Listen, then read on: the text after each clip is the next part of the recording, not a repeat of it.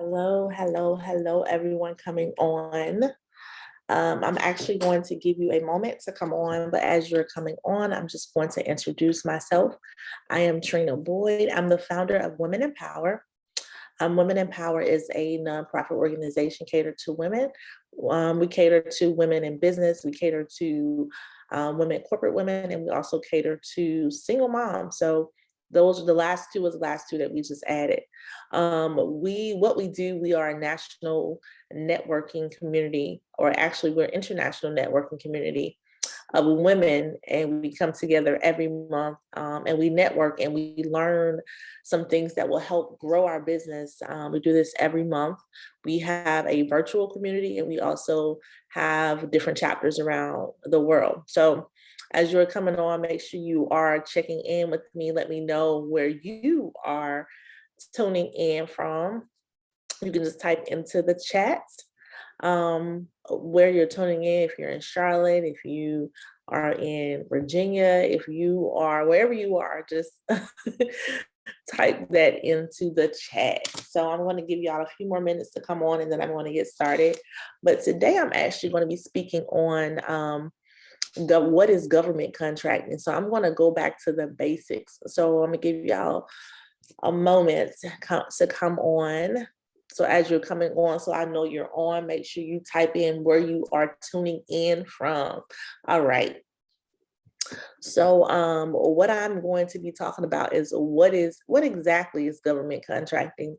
So people hear about government contracting and don't know like how this thing works, right? We need to know exactly how it works. And I'm going to break it down for you today. Before I get into that, I would like to say we do have a free class that we're going to be hosting on January the 5th. And this is going to be an awesome class. But not only are we going to be talking about government contracting and showing you how to register with the government in this class, we're also going to be doing some networking. The first part of it is going to be all networking. And then the last part is going to be talking about how to register with the government. Okay. All right. So let's get into this. All right, so what exactly is government contracting? So government contracting, you have government contracting on different levels. I do want to say that because a lot of times we don't know that the government is still the city and the county. But I'm particularly going to be talking about federal government contracting. So just keep in mind that you have the city government, you also have the state government, and then you also have the county. So those also are government. So, but I'm going to be talking about what is federal government contracting. So federal government contracting is where the government come in and purchase your services or they purchase your products. So I'm going to repeat that.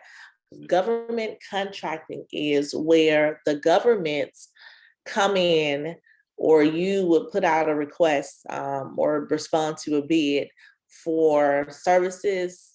You'll respond to a bid for services or products, and the government comes in and buy that from you. A lot of times you can charge a little bit more for your services, depending on what you're responding to, which takes me to how this is broken down. So when you when the government is purchasing services for you, or when the government is purchasing services from you, there are different ways that they do that. So if you're taking notes, make sure you grab, if you're not taking notes, make sure you grab something to write this down, because this is important, especially if you are interested in government contracting.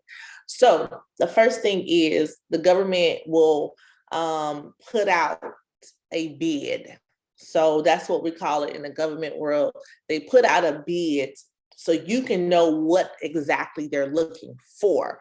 And it has to be something, and a lot of times it's going to be something that you've done already in your field, right? So for example, for me, I'm gonna give another example. If you are in the administrative world, if you've done administrative work So if you've done administrative work, or if you've had a business doing administrative work, then this is something that the government buys on different levels. So I like to do this. So if you ever done any type of administrative work and you haven't turned it into a business, you can still include this as past performances when you are showing the government what you are all about, right? So I do, one of my members, she actually has over a lot of years, I think over 30 years experience in administrative work. So what I was telling her is that she can actually utilize her resume as past performances once she create her business. So she would basically create her business, and then when it comes down to showing that she has the experience, she would include a resume. It's a professional business resume. Those do exist, y'all. Professional business resume showing all the work that she's done, and that would include past performances. So even if you work for someone in that particular field, like if you've done IT, if you've done corporate, if you've done call center, if you've done actual work in a W-2, you have the experience to create a business with the government, or create a business to do business with the government, because you have the experience. We will just put it in a resume format so they can see that you've done this in the past. So that's important to know. And I'm glad God gave me that, because a lot of people probably don't know that your work experience qualified for you to do business with the government. It's all, you do have to, of course, create the business. When we talked about that at our last class on how to, the basic foundation. If you need that checklist, just comment checklist in the comments, and I will provide that checklist for you, so you'll be able to have that checklist if you're starting fresh. But you just keep in mind, even though you're starting fresh, you have past performances if you work in any type of field. Okay. Even if you haven't held a business, is what I'm saying. Even if you have never had a business in what you've done for the past 5, 10 years, 20 years, you can create a business, and now you can sell your services or products to the government. So getting into back to what we were saying. So the government, they actually request, so when they go in and put out a bid, it'll be a request. The first one, if you write taking notes, request, it's called an RFQ. Say RFQ. RFQ. So what that stands for is a request for quote. So a request for quote. All right, so write that down, request for quote. So when you're looking at bids, when you get to that stage, you want to make sure you're not confusing. You want to make sure that you are actually looking at a quote or a proposal. You want to know exactly what you're looking at, because it's a big difference when you are doing quotes, and then the next one is request for proposal. So this is a RFP. R, F as in Frank, P as in Paul. That is a request for proposal. So a request for a proposal is basically they're requesting you to submit a full proposal. So before I break it down, make sure you register for our January the 5th free class, online class. January the 5th is when we're going to be talking about how to register with the government. Back to what I was saying. So RFQ is basically a quote. RFP is a proposal. So what's the difference, is what you're probably asking. What's the difference between the two? So a request for quote is basically a quote. They're going to go with the lowest bid. So a lot of times with these quotes, you don't have to write a full proposal. I repeat, anytime you are submitting a quote, 90% of the time when you're submitting a quote, you don't have to write out a full proposal. A lot of times when you're doing a request for quote, they're just going to ask you for your numbers. So that's the big difference. A request for a proposal is basically where they want you to do a full proposal. They want you to do, outline, all that good stuff. We've written several of those proposals, but a lot of times they want to make sure that you have experience. That's what we talked about, those past performances, showing that you've had experience. Another situation where I've had with one of our members is where she's a registered nurse, and she's never had a business as a registered nurse, but what we did, we have it to where we use her past performances to be able to bid on contracts as a nurse. So a request for quotes and a request for a proposal. So that's the first two. And this third one is very important because a lot of people overlook this one. And after attending a actual class with, it was with the, I think it was with the VA.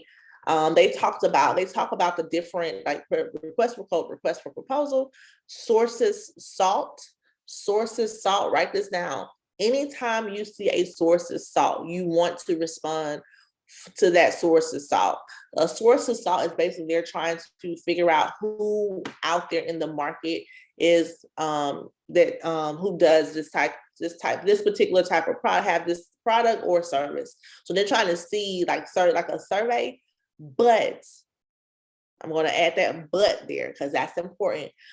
But people have won contracts off of sources sought, because if you're the only one submitting a sources sought, then who you think they're going to contact? If nobody else submitted a sources sought, and because eventually with the sources sought, they're going to put out a request for a proposal for that sources sought, or a request for a quote for that particular sources sought. So if you're the only one that submit a sources sought, who do you think they're going to contact first before they even put out a actual request for a proposal? That would be you. And the reason that is because they're trying to survey and see who is going to, or who's out there, who can provide the service, who can provide this product to us. So that's what the purpose of a sources sought. And then another benefit to responding to a sources sought that I had to learn is that it gives you priority if you have a certification. So I don't know if you know anything about certifications, but I want to break it down. Certifications are king in any type of federal government contracting world. So with that being said, if you have a women-owned small business certification, and let's say 10 people submit a sources sought, and out of that 10 people, 6 of those people are women-owned small businesses. So it gives you a chance for them to, even when it's time for them to submit that contract or submit the request for a proposal on the portal, what's going to happen is they're actually going to submit it as a women-owned small business because they got most responses from women-owned small businesses. So that gives you priority, because anytime they're submitting a request for a proposal, the only people who can respond to that are the people who have that particular certification. So if you have a women-owned small business certification and you respond to a sources sought, and 5 other people, or 60% of those people, are women-owned small businesses, now you and whoever else who are women-owned small businesses can only respond to that request for a proposal. So that gives you priority. So make sure you are responding to requests for proposals. Okay, I mean sources sought. Make sure you're responding to sources sought. Of course, you're going to respond to requests for proposal, but sources sought you definitely want to respond to. All right. And the last one I'm going to talk about is going to be the request for information. So request for information is basically where they're doing another survey to see who is out there. It's kind of similar to a sources sought, but it's a request for information. So with that being said, make sure if you have any questions, make sure you put your questions in the chat. I will respond to those questions. Also, make sure you sign up for our free networking / government contracting tips workshop on January the 5th. Make sure you get into, I'm giving out this free information. So this is important that you get a piece of, if you're a woman-owned small business, like I talked about, if you haven't heard, the government has a $5 billion set aside for women-owned small businesses. That's number one. Number two, I did a recent research. The government was only able to meet the 5 billion twice. So a lot of women don't know about this government contracting. At least you need to at least see if you qualify or not qualify, because you can qualify if you do everything you need to do, but you need to at least see if the government is buying your services. So what I want you to do, if you're watching this, and I will let you know if the government is buying your services, I want you to type in the type of business that you have. So I want you to tell me if you do hair, if you are a realtor, if you are an author, if you're a writer, if you in IT. I mean, remember we talked about earlier, even if you worked in these fields, I want you to comment what type of work that you do, medical billing and coding, whatever it is that you do, if it's not a business and you want in on government contracting and you have work experience, if you have a work experience, once again, if you have work experience, we can turn that into government contracting, okay? So with that being said, make sure you type in your work experience from previous jobs or current jobs. Also, if you have a business, make sure you type in the type of business that you have, and I can let you know if the government is buying what you have. And 9 times out of 10, they are. So with that being said, make sure you register for the free class on January the 5th.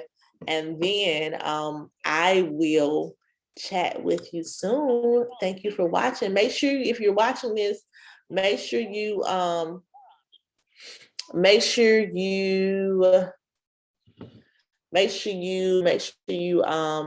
like our page, Women Empower, depending on where you're watching them or watching me from, depending on where you're watching me from. If you're watching me on Facebook, make sure you go to our Women Empower Inc. page and like our page. If you're watching this on YouTube, make sure you subscribe to our channel. And then if you're watching this from Instagram, make sure you like our page, because I'm pretty sure we're live on all of them right now. So make sure you do all the above. I will be talking about this more often. So if you're trying to get this information, free information, make sure you subscribe to all platforms. All right. So thank you for watching, and I hope you have a great one.